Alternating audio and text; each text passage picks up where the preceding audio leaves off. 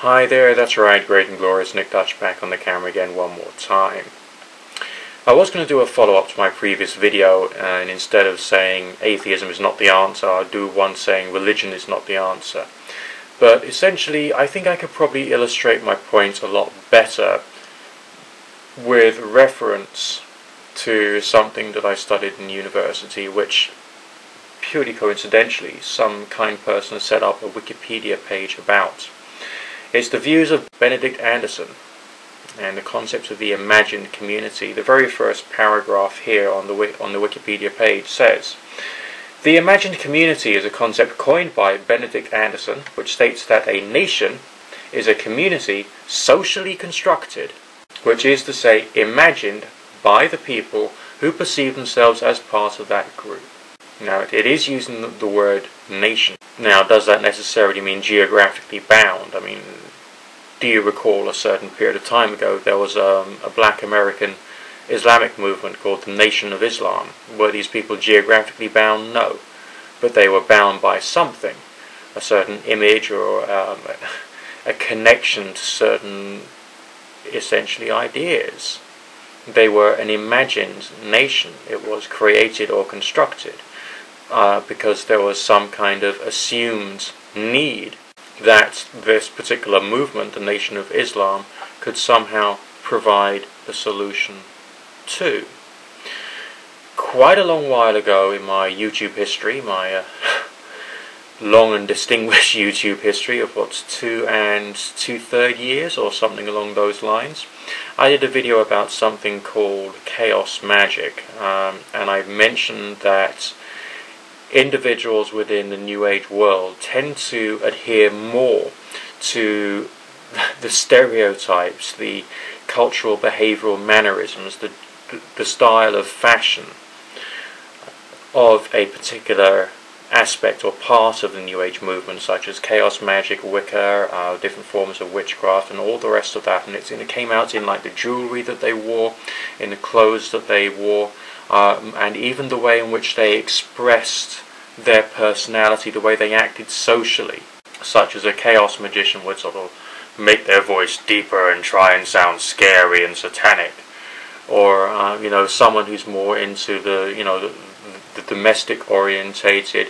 religion of certain parts of the Wiccan movements might actually sort of try and behave a bit like an old woman. Yes. And I've seen people do this, which was of course surprising, considering that there's some other ideas which go underneath both theological strains. But these were people who were acting as if they were part of a community. They were playing the part of being in that community without necessarily paying attention to what they were, what they thought, what they really believed, and the ways in which they were growing and developing as a human being, and indeed the way that they were integrating themselves with the rest of society. And there was some kind of group thinks that were developing within the Wiccan groups, within the chaos magic type groups as well. And sometimes these group thinks will be completely imaginary. I mean, people getting very emotionally wound up about something that happened, let's say 500 years ago, in a country in which they weren't even born, but they imagine themselves to be a part of the community that that particular individual or group of people was in 500 years before.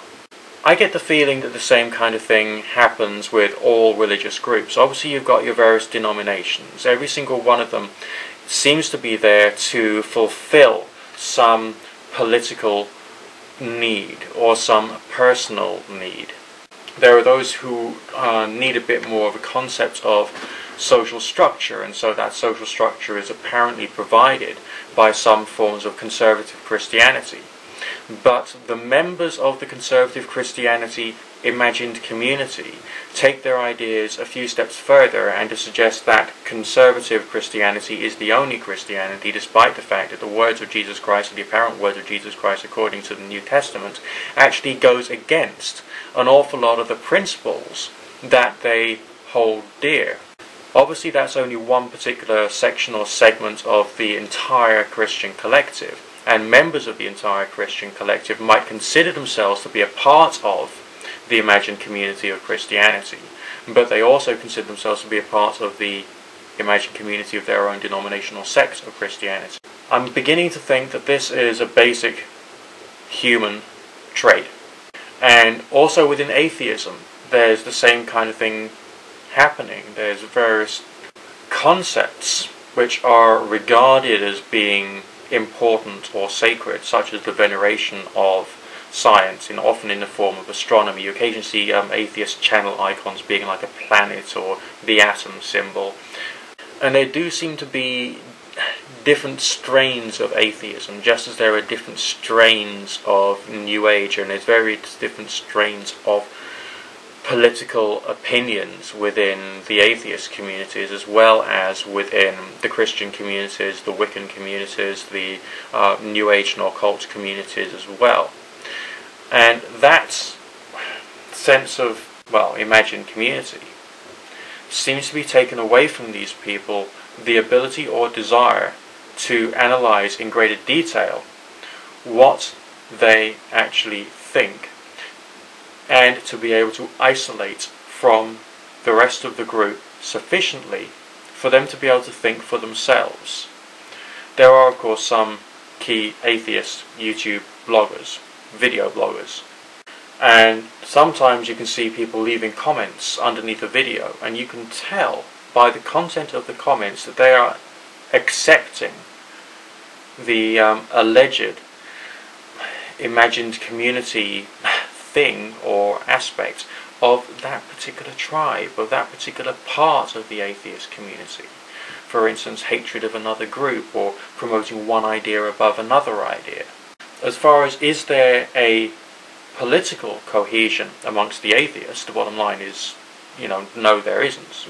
We can see there's lots of atheisms, or indeed political movements within the atheist movement, if it is a movement as such, and I'm sure there are some people who treat atheism much more of a movement, and there are those who try and treat it as much more of a just, well, I'll be whatever I want to be kind of thing, the individual mentality as opposed to the group mentality, as opposed to the political mentality.